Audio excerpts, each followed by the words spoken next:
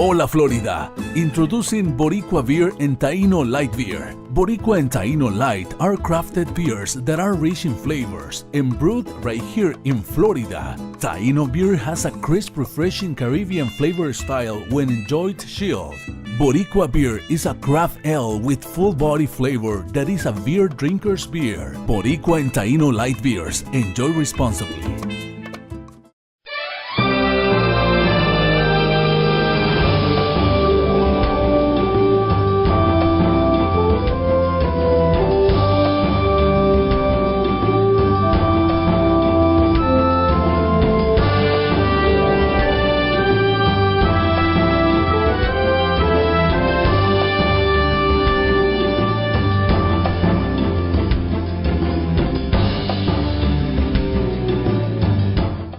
Hi, I'm Danny Ramos, and welcome to this week's edition of Hispanic Speak Out TV. We've been on the air for about 15, 16 years on all of the cable networks in the state of Florida. We always have a topic that's kind of sensitive for the community, and today we're going to be talking about housing issues here in Central Florida. And attorney Sandra Rivera, which you know, and she's been on the show repeatedly, is a specialist in that area. So we're going to hit on that. Hi, Sandra. How are you? Good. How are you? Good, good. The rates of rental here in Central Florida are skyrocketing. I heard that it is the highest in the country relative to population and growth. Sure. That the rents have gone up so much that it is almost impossible. And the government is scurrying, really scurrying to try to get new affordable housing. They're trying to introduce it because there's just no place, and we have a lot of people coming in still. Right. So how do you see that whole situation? I see it exactly how you presented it. I mean, we've got a huge shortage of affordable housing. You have a lot of people migrating to Florida, whether it's from other countries or other parts of the United States. They're all, Florida has that draw. But there is not enough housing. And maybe that's not even the problem. Maybe enough housing is not the problem. It's enough affordable housing. So like you said, the rents are skyrocketing. People know that the demand is there. And so what happens when you have great demand? They have the ability to jack up those prices, those rents. And oftentimes for, not much to show for it. There's no amenities. There's, the places aren't brand spanking new that you would expect for paying $1,600, $1,700, $1,800 a month in rent. But because the demand is there, they're finding people who are willing to pay that, and that in turn creates a whole other problem with the people's inability to continue paying those rents. And then what happens? They end up losing housing, whether it's through eviction or some other measure, because they got in over their heads in a moment of desperation. Really, a lot of times. Yeah, there's a lot of land here, but it takes time to develop the land. It takes time to plan. I see apartment housing going up all over the place, but it takes a year, maybe 2 years to develop a housing complex. And then by that time, the rents are even higher. Right. And people are skewing, the builders are skewing for higher level apartments, higher rents. Higher end. If they're going to take a piece of land, they might as well put an apartment that costs $2,000 on there instead of an apartment that costs $1,200. Exactly. So they're building expensive housing rather than building affordable housing. Exactly, and that's the secondary problem to it as well. There isn't. You have a lot of places that have been in Central Florida for years and years or for decades. And those owners are selling off their properties, whether it's the land or the building that they have. They're selling them off to the highest bidders because who wouldn't? Everybody's in it for these people, these landlords have been here for 20 years. They paid off their properties. Right. Their apartments are thoroughly paid off by the tenants that have lived there for such a long time.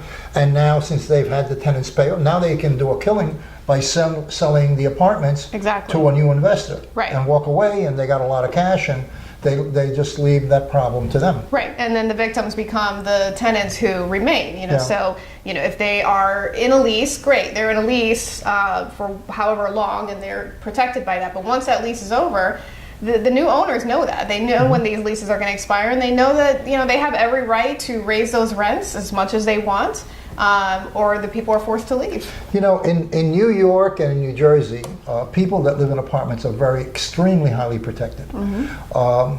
it's very difficult to get someone out of an apartment, even if they default on their rent. Right. They can extend that process for a year. Right. Through the courts. You know, they go to court, Your Honor, I lost my job, but I got a job now. I need an extension, blah, blah.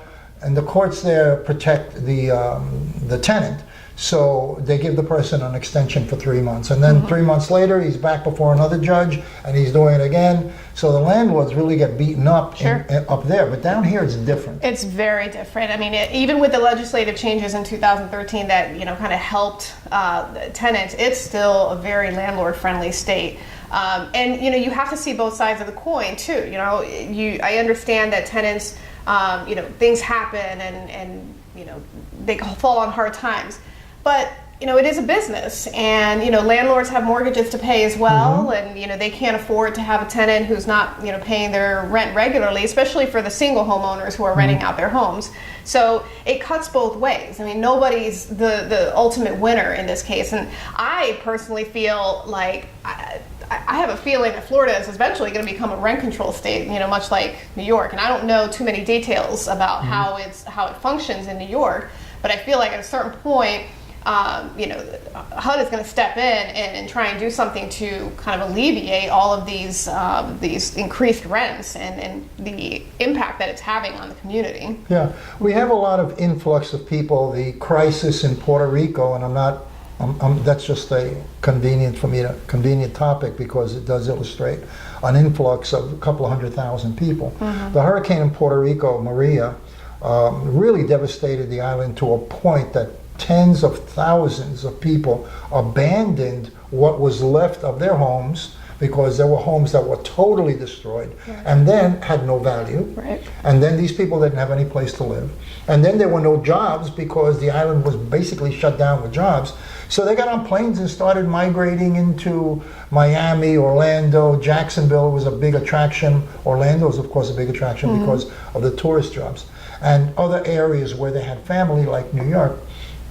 So all of these, I think in Florida it was 200,000 or 300,000 people flooded in just as a result of that one incident. Right. And then you combine that with the people that are retiring and coming down from the cold states, and then you combine that with people coming from South America. Right. There's a big influx. Venezuela's political situation is driving thousands and thousands of families into Florida from Venezuela, and they have an open door because it's a political crisis. Right. So the situation here in Florida is just dire necessity. Right. And it creates a lot of problems because, like you said, if people can't afford to pay, they can get evicted a lot easier here than in other states.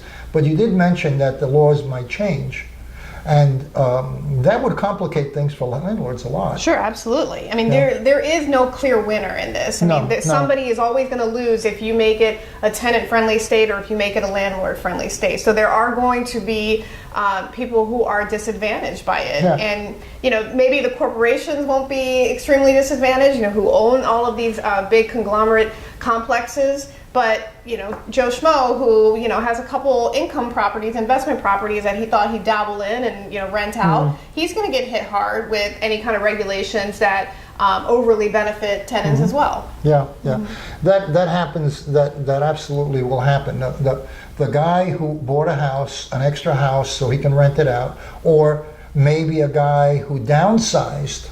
He reached a mature age and he decided to downsize. The kids are gone. And then he moves into a smaller house and buys a smaller house and then looks at his paid off house, his income, additional income, because over that time period he's paid off his house. Now he rents out the house, and now the person in there doesn't want to pay or is falling on hard times, and that person is not paying him rent. He still has to pay taxes and maintenance, and he's got people living in his house for free. Exactly. For free. And that's literally what happens in New York. You can ride that thing out in New York or New Jersey for 2 years. Right. Through the courts. Which I think is wrong. It is. It's like you said, there's no winners. Right. There's no winners. So what rights do tenants have here in Florida? What's the procedure? A guy loses his job, he's in a house, now he can't pay the mortgage, the rent rather, to the owner. What options are there? You know, are there options to protect that person? Well, when it comes from getting evicted? Right, when it comes to non-payment of rent, unfortunately, unless you have a considerate landlord or somebody who's willing to give you some time or work with you, there really are no options. I mean, once you are late on your rent, even if it's a day late, your landlord has the option to post a 3-day notice. And if you don't pay within those 3 days, they can start the eviction process. It is that quick. And from the time that you get served with the eviction, you have 5 business days to respond. If you don't have a valid legal claim, not, you know, I lost my job, or, you know, I was in the hospital and I have medical bills, unless there is a legal valid claim of why you shouldn't have to pay this rent, that's it. There is no defense. And the judges, you know, they may not like doing it, but they will sign off on these evictions if everything's been complied with. So do you have 5 days to pay the rent from the point of notice? You have, when you receive the 3-day notice, you have those 3 days before it gets filed. Once it gets filed, it's really up to the landlord whether they're going to accept payment. You can always deposit the money into the court registry under the case number and file your response and ask for a hearing in front of the judge. But again, if you were late, you were late. And if the landlord wants to pursue it, you know, I've got cases where landlords are hard up on getting their tenants out for whatever reason. Maybe they've had issues with them before, maybe they have complaints, they don't take care of the place.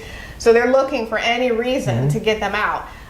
And if you wait for that eviction to get filed, there is no guarantee that you're going to stay there, even if you do have the money. So that's why it's so critical to make sure that if you have the money, if you can come up with the money, do it in those 3 days, because once that elapses. So it's a 3-day limit. Right. Once you get hit. Once you get hit, served. once you get served, it's kind of up in the air, you know. And most of the time, landlords just want their money. So as long as you pay the money, you know, they'll drop the eviction, and a lot of times they'll drop the eviction. But you want to make sure you get that established with your landlord first. You don't want to just put the money in there, file an answer, and, you know, cross your fingers and hope for the best. You want to have that open line of communication with your landlord and find out, hey, can I just pay you the money now? Here's the money, here's the late fee. Did you incur any attorney's fees? I'll pay you back the attorney's fees and just move on from there. So that would be the only way to make sure that you stay in that place. But it is a very strict statute. So even if they pay that rent within that 3-day period, there's no guarantee that they can stay in the house? No, if they pay, if there's a violation, you can still take them out? No, if they pay the rent within the 3 days, if they've been served with a valid 3-day notice and they pay the rent in full, what's owed, the landlord has an obligation to accept it. They have no right to deny it. Now, if you try and pay a partial payment, landlord does not have to accept that. Or they can accept it and just give you another 3-day notice for the balance. So unless it's payment in full, they don't have to work with you. They don't have to accept anything. So a lot of people, you know, they think that, well, I've never been late before, or it's only 3 days late, what's the big deal? Unfortunately, it is. They have that right. And people have to understand that. Yes, it seems cruel that somebody could file an eviction the day after you're late, but it's legal. Now, what's the 5-day limit? How does that? The 5-day is 5 days to file a response to the eviction in the court. And a response has nothing to do with not paying the rent. It has to be something other than that? It has to be a reason why you should not be required to pay the rent. So for example, your heater stops working in the winter time, and you serve your landlord with a 7-day notice to cure. They have 7 days to get that heater working because under Florida law they're required to provide heat. They don't, and instead, or you tell them that 7-day notice to cure, or you're going to withhold rent. They don't fix it, you withhold your rent. Okay. And they file an eviction. Then you can file a response and say, I served them with a 7-day notice to cure, they didn't follow it. Judge, give me an opportunity to be heard, and then the judge could grant a hearing on that. But you have to be very careful with those notices to withhold rent, because it's not, hey, my toilet is leaking, I'm going to withhold rent. Withholding rent means that you are being denied a material part of your contract. So it's making your house inaccessible. So your roof caves in one of the bedrooms. Well, you should be entitled to a credit on your rent because you have no use of that room. Doesn't mean you get credit, that you get all of your rent for free. So that's why when people start having issues with landlords not wanting to fix problems in the house, their response is to withhold rent. That's not necessarily the case, what should be done in every situation. So it's always good in those situations to speak with a licensed attorney to find out what your options are. Okay. All right, we've run out of time. This is Danny Ramos, and stay tuned for the next segment. Thank you, Sandra. You're welcome. If you have any kind of problem having to do with housing, you can call Sandra Rivera. She's an attorney, and her telephone number is right on the screen. Esto es amor de verdad, nadie lo puede dudar. Step up to craft beer. Taino Light Lager has a crisp, refreshing Caribbean-style flavor. Boricua Craft Ale, full-bodied flavor for the true beer drinker. Stop drinking beer water.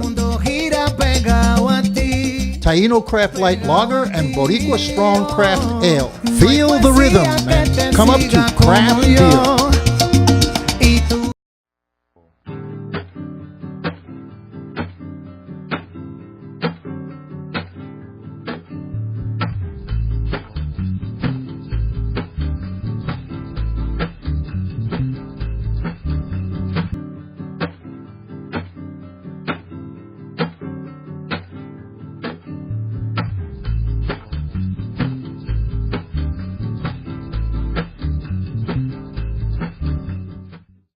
Beers that are rich in flavors and brewed right here in Florida. Taino beer has a crisp, refreshing Caribbean flavor style when enjoyed chilled. Boricua beer is a craft ale with full body flavor that is a beer drinker's beer. Boricua and Taino light beers. Enjoy responsibly. Hi, I'm Danny Ramos, and welcome to Hispanic Speak Out TV. This show is being taped 1 week in advance. It will air on Spectrum Cable, and the day after Spectrum Cable, on Tuesday at 9:30, it's going to be on YouTube. We have some interesting news for all of you today. And I'm here with a guy called Johnny Alexander, who is a veteran from the Vietnam War, correct? Correct. Okay. And Johnny and I are working on a project together with Jeanette Falcon. And what we're doing is launching a new beer into the marketplace called Salute Stars and Stripes. And Johnny's the president of the company. He is going to be heading up the veteran side of this project. This beer will be introduced on Memorial Day at various locations in Central Florida. And Johnny is, like I just said, he's going to be president of the beer company. And the proceeds from this beer are going to be distributed to veterans organizations. Right? Right. Okay, John, let's talk a little bit about you, okay? You're a Vietnam vet. You're how old? I'm 65. Okay. So tell me about your personal little, and you know, I'm sure people are all curious about your experience in Vietnam and what happened. Can you talk about that a little bit? Yeah, I mean, I'm just like almost any other vet that served during that time. I volunteered. You did 3 tours though, right? Right, yeah, I volunteered. I volunteered. I figured at that time, it was a crazy time during that time period. There was a lot of protesting, there was a lot of things going on, but I felt that as an American citizen, as someone that lived in this country, I used to walk around school marching. You know, I was one of those, I guess, oddities. I believe that this country was worth fighting for. I believe that it was worth dying for. I believed that whatever was going on in this country, I was a part of it. My family was a part of it. My father served, my grandfather served in the war, my great-grandfather. This isn't part of this, but I do my family history. Well, I'd like to know about that. I did my family history. I did 23andMe. I did Ancestry.com. I found that 2 of my great-great-grandfathers served in the Confederate Army. You did really? Yes, How did that happen? I found their draft card. I had the draft card numbers. I had the regiment that they served in. Really? So my family history goes way back as far as being in the military. But going back to the Vietnam War, I was in the Signal Corps. I was in the 6th Signal Corps. I designed satellite dishes. Unfortunately, every evening where we used to get rocket attacks. I was in Teak Sick Rig. That's what we was in. And one evening, you can see my number was up. A rocket came through the van. It hit, severed my legs. But in every situation, I said there's a golden lining. because of the aluminum and everything in there, it fused my wounds, and I survived because of that. So what you mean when you say it fused your wounds, the aluminum, Right. the heat? Yeah, the aluminum, it cauterized it. It cauterized my wounds, so I didn't bleed to death. And the medics got there in time, and I was sent back to Japan, and from Japan to Fort Madigan General, and to here I was paralyzed from the neck down for almost 6 years. Wow. I was told I'd be a quadriplegic for the rest of my life. Well, that changed dramatically, didn't it? Yeah, yeah. So, Because you are very involved in sports. yeah, that's one of the things that I try to get other vets to get involved in, because the more active you are, the more drugs you're off of. And I think that's very important. Your whole life changed, your health changed. Instead of sitting, being sedentary, you get up, your blood pressure go down, you know, it helps to counteract diabetes, you lose the weight, your whole outlook on life changed because the endorphins are going, and so it makes you a better person, especially when you get older. Okay. Older. You know, you need to do things to keep moving, and you just change. Life becomes good. Life is good. Well, you certainly keep moving. You throw javelins. What else do you do? I do shot put, discus, javelin, I power lift, I do archery, I raise hand cycles, I swim. And you have a whole slew, you're going to see them right now, of gold medals. You know, yeah, people on Facebook ain't going to see it, but on the TV show on YouTube, you're going to see photographs of Johnny in his sports, doing his sports thing. And he is, how many gold medals do you have? A whole bunch. From the last 5 years, I would say probably about 300. That's amazing. That's amazing. So you don't.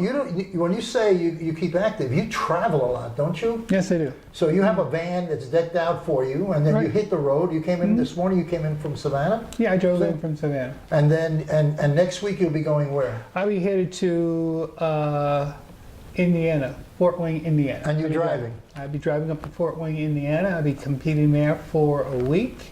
I drive back from Fort Wayne. I'll be here for about 3 or 4 days. Then I drive up to Saginaw, Michigan. I'll be competing there for a couple of weeks. And then from Saginaw, Michigan, I'll be headed up to Colorado. And I'll be there for about 2 weeks. From Colorado, I'll leave there. And These are all sports competitions. right. Mm-hmm. Cool. Right. Cool. So we met recently, and we were working on a project, and we wanted to tag team with veterans, and we were introduced by Chris, who's a friend of ours, and we started to talk, and we saw a tremendous amount of common denominator. It's you know, we have a lot in common, you and I. Yes, we we do. really do. We didn't know how much we had in common until we really sat started down talking. to talk and started Right. to talk, and we do have a lot of personal things in common. Yes. You know, so we introduced you, and you came to us, and we came to you, and lo and behold, we have a beer product, a new beer that we wanted to bring out. Yeah. And it seems to us that hundreds of billions of dollars are being spent in the American economy, and we wanted to take the social approach to putting a product in the marketplace.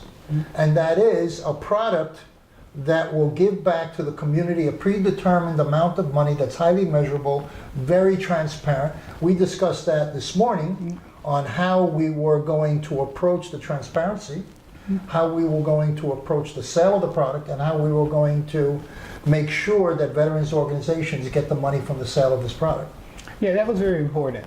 If we're going to do something, and if we say that we're going to help the veterans, it has to be something up front. It has to be something that is transparent. So a lot of organizations or a lot of companies say, well, we're going to help veterans and we're going to give them a certain percent, but you never see it. Or it's so small, once they take their part out of it, there's nothing left.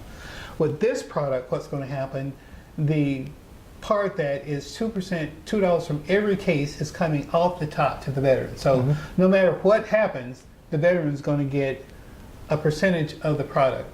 So it's because a lot of times people say, okay, we're going to do this, we're going to get a percentage of the product. At the end of the day, the percent of the product may not even be there of the profit because It's they gone. didn't make profit. Right. So what happens when you don't make profit? When you don't make profit, there's no money to give. There's no money to But in give. the meantime, you're saying, oh, we're going to do this for the benefit of whatever group it is. But what we're doing is we're going to take it from whether the company's making profit or not, the first income that comes in, the first dollar that comes in goes to vets. Goes to vets. And this is the thing that is, for me, is something close to my heart. My heart is for disabled veterans, it's for homeless veterans. It's to make sure that any veteran that comes back from the war with a disability have a place to stay, can restart life, can reconnect with their families, can reconnect with their children, and feel that it's country loving and has a place where he can live and feel secure and get back into being a productive citizen. It fills a gap where the VA is not doing their job, and they're not. I'm just being honest. I'm not cutting any, I'm just telling like it is. Straight up. VA isn't doing their job. The hospitals are not doing their job. They're dropping the ball in a lot of areas. A lot of vets come back. They won't even go to the VA. They don't use Veterans Affairs because they aren't really taking care of their needs. And the only way that this is going to be taken care of is veterans helping veterans. Trust, respect.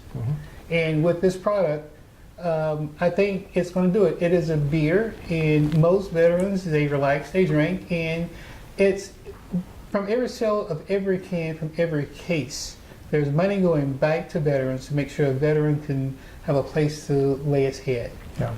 And be safe. Yeah, this is a whole different approach because what happens a lot, and especially in the beer business, is they make a ton of money, and most of that money, 99.999% of that money, does not go back into the local community where the money comes from. That in the old days, in the 60s and 70s, the banks used to do that. They used to open up bank accounts in, let's say, Spanish Harlem or Harlem in minority areas, and then all the minority people would open up little bank accounts or some business accounts, and then the banks would take the money from that neighborhood and put it into rich neighborhoods to build housing.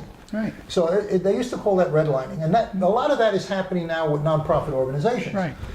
People go in, they start nonprofit organizations. Even the vet thing is being very controversial now because a couple of big vet organizations have been criticized for what they've been doing with the money. I mean, everybody's taking helicopter rides and hotel rooms Well, and all let's that. just say it like this. See, you beat around the bush.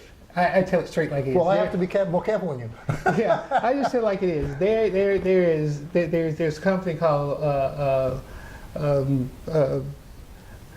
veteran organization, big companies. They've been caught on TV. What's the name of it? Wounded Warriors. So what happened with them? Wait. Look at me. I served 3 years. I lost my legs. What am I? But Wounded Warriors, because I am pre 9/11, they won't even look at me. Why is that? I mean, I'm pre. so they have a rule that pre 9/11, Right. which was 2011. Right. Okay, If I was before 9/11, they tell me I have to go somewhere. I have a letter that I can show you. Yeah. So what we're going to do is we're going to show you again some more pictures of Johnny and his activities. We're going to show you at the close. We'll show you a picture of the can, which is labels are being printed already. We're going to have the first beer is going to come out in aluminum cans, and it'll be available in Memorial Day weekend on May 26th, I believe. Will be the first sale, and it's going to be presented. The beer is going to be presented in different locations in Central Florida. And we'll be looking forward to you tasting it and having a good time and making sure that you support veterans, even if it's not with the beer, in other ways that you feel appropriate. Okay? We're going to take a little break now. We're going to bring you another clip.